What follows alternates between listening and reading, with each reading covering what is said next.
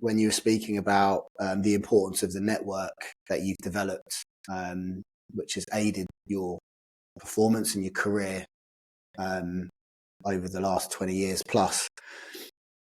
Would you say that the importance of that network has been around sharing of technical knowledge with people, or more about the networking element itself and the relationships? It's a little bit of both. Of course, if you build enough trust, even if you're not,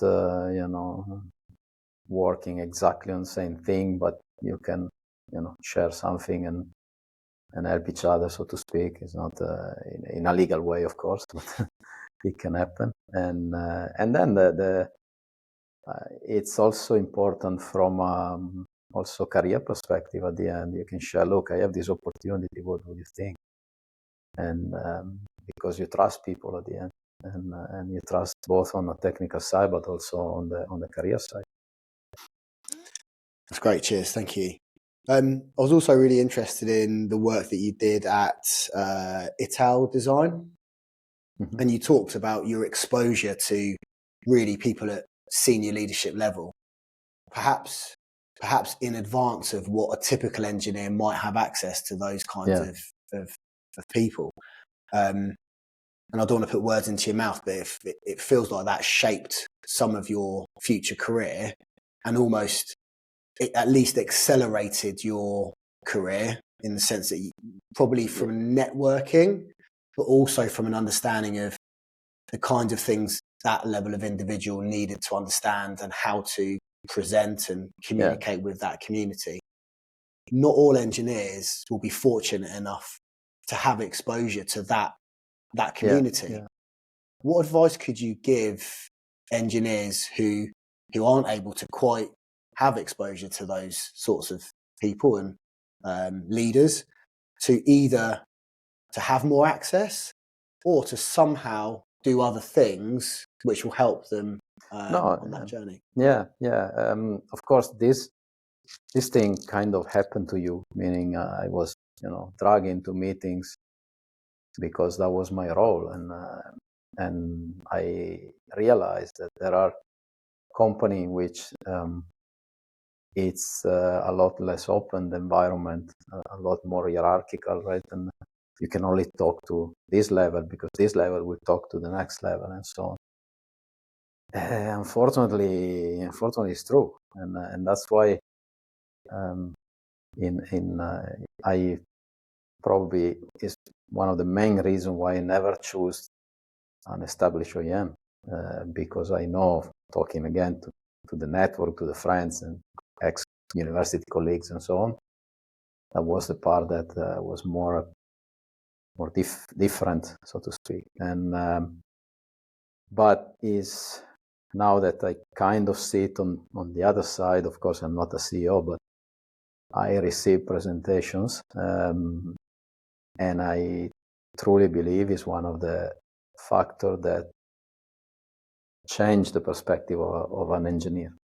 So if I have two engineers delivering presentation, one very sharp, very to the point, very crisp in the communication and the facts and the numbers, and another that struggles even on a storyline, and at that point maybe they are equally good, but the first one has an edge.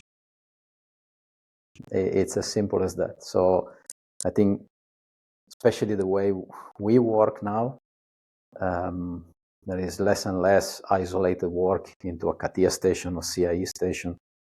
You will always have the chance and the need to present your work, and paying attention to how you present is definitely a winning factor later on in the selection of the next promotion or something like that.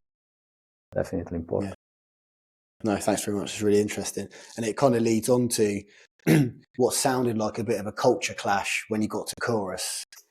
You mentioned it around a small group who came from maybe consultancy backgrounds, similar perhaps to yourself, who'd seen a wide range of different type of engineering solutions and customers and actually solved those and created the solutions versus probably a larger group who was on the other end, who was potentially your customer and was really just checking that what you had created was right.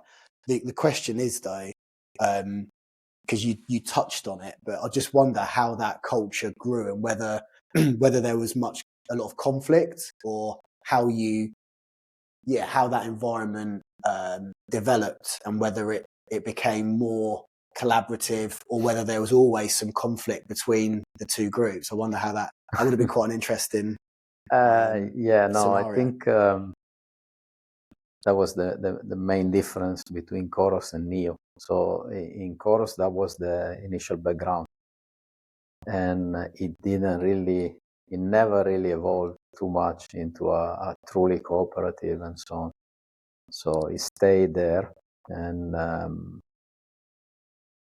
that part was never really solved. Was solved by authority and rules rather than by agreeing on a new methodology, agreeing on something that, okay, this makes sense. To say, we do like this because I have a higher position than you. So, all right, fair enough. But then don't ask me to, to bleed because of you. I will just do my job. Yeah. Okay, because I'm a professional. But in Nio is completely different, because from day one, the key role of William was to create a company. So we gather around these values of honesty, care, vision, and action, which initially we were saying, of course, we were all like, we are here to make a car. Why we bother with the values in reality? And then I remember William gave us at the time, I think we were already 200 to 300 people. He gave us a book about the founder of Starbucks, and then by reading this book, you understand that, okay, then it makes sense, because even if the product is not right, but the company is solid as values and so on, you stand a second chance. But if the product is not right, and your company is not solid, then there is no second chance whatsoever.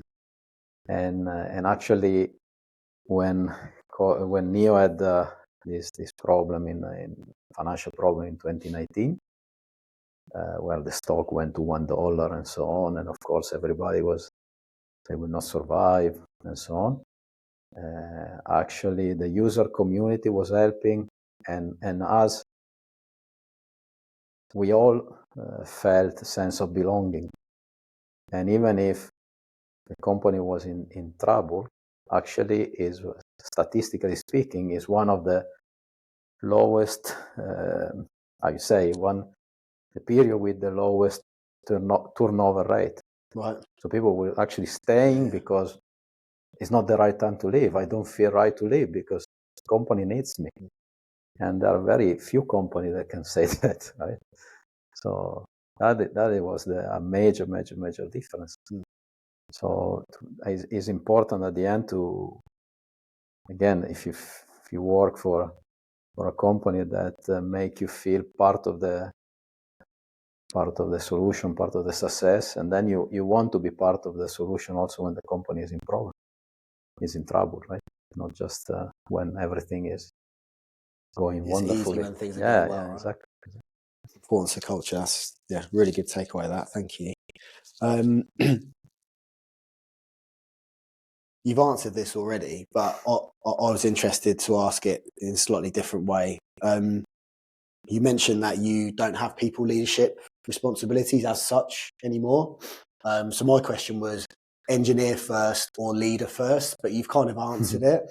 But then you did also go on to talk about legacy and the importance of mentoring and helping develop the next generation, and you progressing, but equally those that you're supporting and helping develop progress as well. So the people part is clearly you're passionate about that also, but Can you give us just a little bit of a overview of how you see your role and what you enjoy, and whether you do really view yourself, I'm assuming, as an engineer first versus a leader? And I know people leadership is different from mentorship.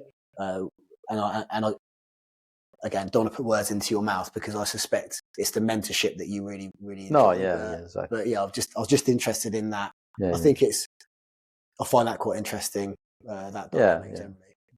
Well, at the end in Nio, we have decided to split the role, right? And so as a chief engineer, I have full responsibility on the technologies, from scouting it all the way to launching, and participate to building these loops, technology loop recipes, and so on.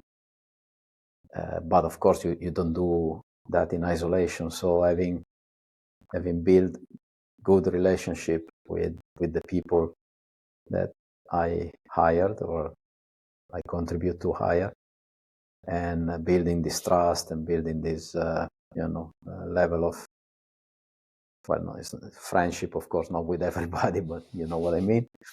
And it helps because now we understand each other, and we cooperate, not because of authority, but because of we converge pretty quickly into the right thing to do. And that's the part of working with people that I like the most. When you have a responsibility, you have, of course, also the not well, sometimes boring part, but but also the maybe a bit egoistic, but the challenging part, right? Because then, so yeah, that part, of course. So you're like the grandparent or the uncle, so you get all the good bits with the team. Exactly. When you see the interesting, exciting developments and help them with those parts, but they don't phone you when you're sick. Yeah, kind of. You can like cut that. that bit out, Matt. Like that. And what else? I remember 7 or 8 years ago being here, well, in the other building, and at that time, I think the only concept vehicle we had was Eve. I think that's all we'd seen at that time, and then the EP9 was obviously the vehicle concept that we're looking at. But you were talking about the difference between the way that the Chinese market are embracing AD, and I guess understanding how the vehicle can, the functionality of the vehicle can benefit their lifestyle, I guess. Yes. And Eve talked about a living space and time back. Yes. I wonder, although that was 7, 8 years ago, we're now 7 or 8 years later, and now you're almost going, I wouldn't say quite full circle, but some of the language and some of the description of that almost feels like there is some potential convergence of Eve to where we're going. Is happening? It's happening. Yes. In the Chinese market, if we could bring Eve, I think would be a tremendous success, because the way they use the car is exactly that one. It's a living room. They want to watch movies. They want to go camping with the car. They want to literally sleep in the car. They want to, because it is the way the society works there. I mean, you're in this mega city and you spend time in the car, and an electric car allow you to, keep your air conditioning on, keep your screen on, keep your audio system on. It's a gigantic, entertainment system that is constantly powered. And and that's it. So Eve definitely was something look into the future, and is happening now. Yeah, that's quality. Yeah, I love that. That's where my mind went when you started talking about that. I just wrote some other notes.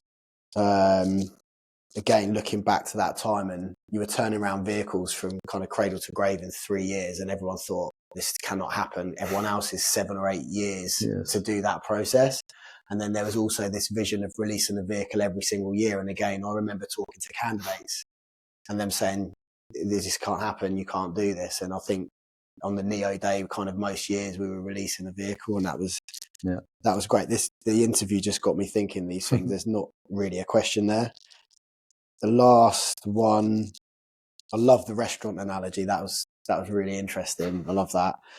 And the final question was just because also you mentioned in culture, and that was a really interesting answer. But also, I wonder if you can give us a bit of an overview of the difference in culture between the UK and China. I'm sure that there's also been challenges at times in the same way that there would have been at Chorus, as you described. And again, wouldn't expect you to give anything away that you shouldn't, but I'd just be interested in to know how that's evolved and developed, and hopefully, and maybe how you've overcome any of the challenges that were there. Oh, I think, of course, I mean, there are differences in the way people behave, communicate, and so on. There are sociological differences. One of the advantage of Nio is that it's born international since day one. So this office was probably 6 months after Nio creation. We had this office and the Munich office and the San Jose office and so on. So we learn all together to work internationally. And it's not always super smooth, of course. There are moments of tension and so on. China is slightly more maybe practical, but driven by speed. So that's one of the major difference. But again, we have a line on values and methodologies and respect each other, and also at the end also roles and responsibility, right? Not to step too much over other people's territory, because that this is where the tension and the frictions are happening. But if you have clear roles and responsibility, then you build the trust by delivery. I deliver a good job, you recognize it's a good job, and then we go for the second loop and third loop and so on. So this is how we work.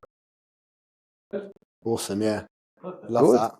Well, maybe that's a real